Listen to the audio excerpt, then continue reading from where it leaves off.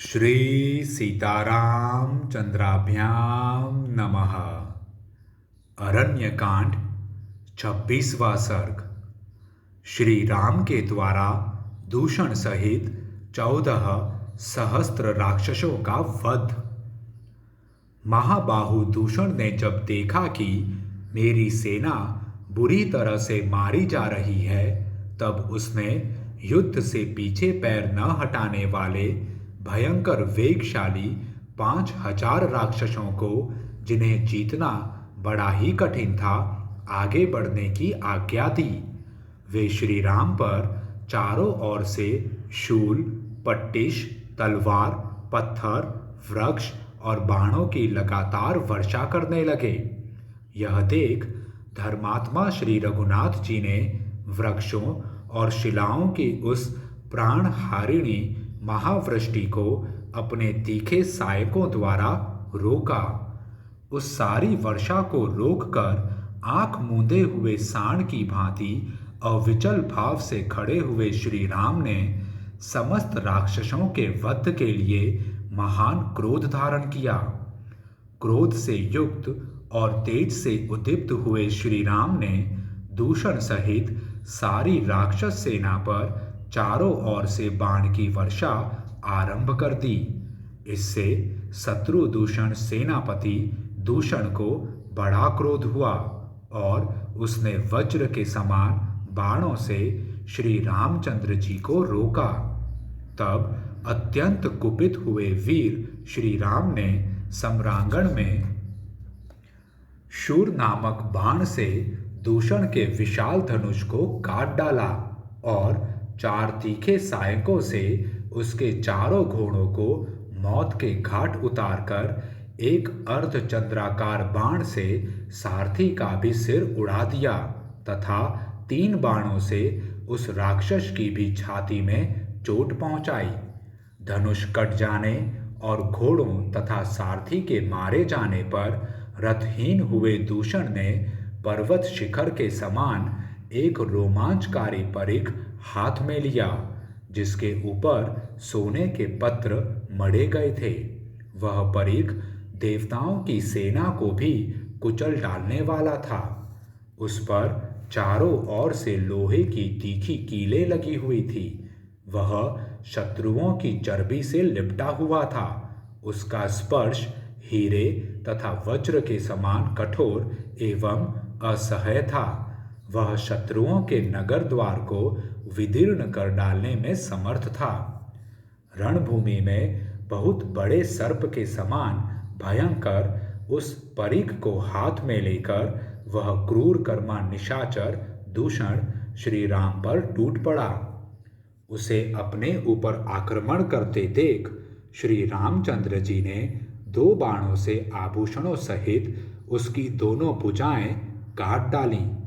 युद्ध के मुहाने पर जिसकी दोनों भुजाएं कट गई थी, उस दूषण के हाथ से खिसक कर वह विशालकाय परिख इंद्रध्वज के समान सामने गिर पड़ा।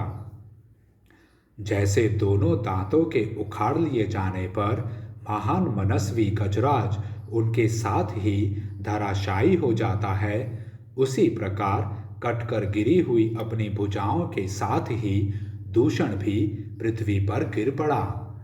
रणभूमि में मारे गए दूषण को धराशायी हुआ देख समस्त प्राणियों ने साधु साधु कहकर भगवान श्री राम की प्रशंसा की। इसी समय सेना के आगे चलने वाले महाकपाल, स्थूलाक्ष और महाबली प्रमाथी, ये 3 राक्षस कुपित हो मौत के फंदे में फंसकर संगठित रूप से श्री रामचंद्र जी के ऊपर टूट पड़े। राक्षस महाकपाल ने एक विशाल शूल उठाया, स्थूलाक्ष ने पट्टिश हाथ में लिया और प्रमाथी ने फरसा संभालकर आक्रमण किया। उन तीनों को अपनी ओर आते देख भगवान श्री राम ने तीखे अग्रभाग वाले पैने सहायकों द्वारा द्वार पर आए हुए अतिथियों के समान उनका स्वागत किया। श्री रघुनंदन ने महाकपाल का सिर एवं कपाल उड़ा दिया प्रमाथि को असंख्य बाण समूहों से मथ डाला और स्थूलाक्ष की स्थूल आंखों को सायकों से भर दिया। तीनों अग्रगामी सैनिकों का वह समूह अनेक शाखा वाले विशाल वृक्ष की भांति पृथ्वी पर गिर पड़ा। तदंतर श्री रामचंद्र जी ने कुपित हो दूषण के अनुयायी 5000 राक्षसों को उतने ही बाणों का निशाना बनाकर क्षण भर में यमलोक पहुंचा दिया। दूषण और उसके अनुयायी मारे गए। यह सुनकर खर को बड़ा क्रोध हुआ। उसने अपने महाबली सेनापतियों को आज्ञा दी, वीरों, यह दूषण अपने सेवकों सहित युद्ध में मार डाला गया।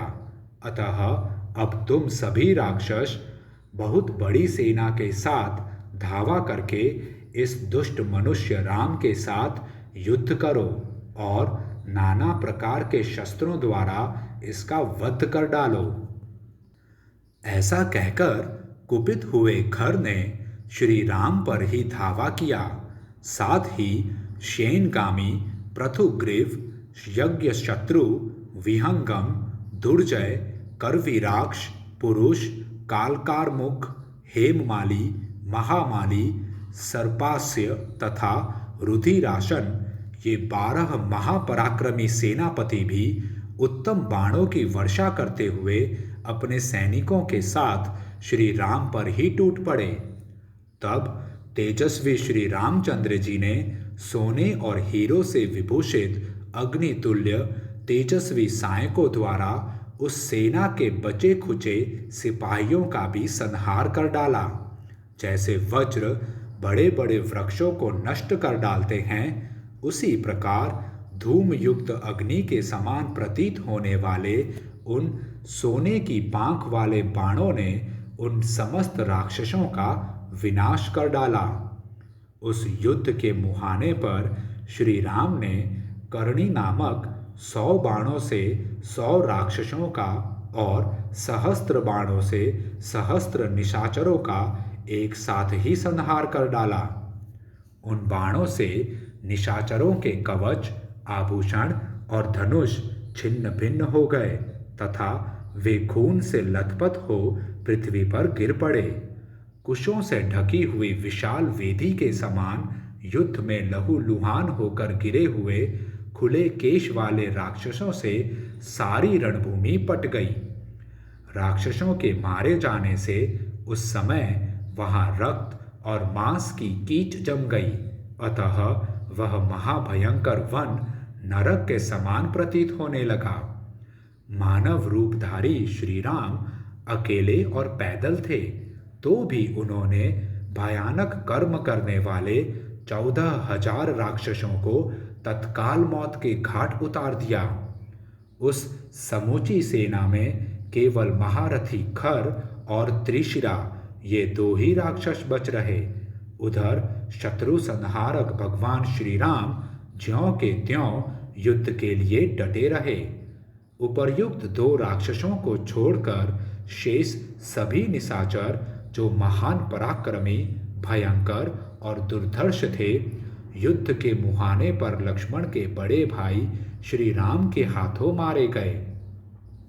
तदंतर महासमर में महाबली श्री राम के द्वारा अपनी भयंकर सेना को मारी गई देख खर एक विशाल रथ के द्वारा श्री राम का सामना करने के लिए आया, मानो वज्रधारी इंद्र ने किसी शत्रु पर आक्रमण किया हो।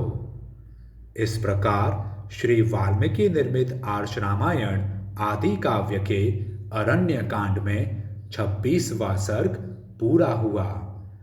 जय श्री राम।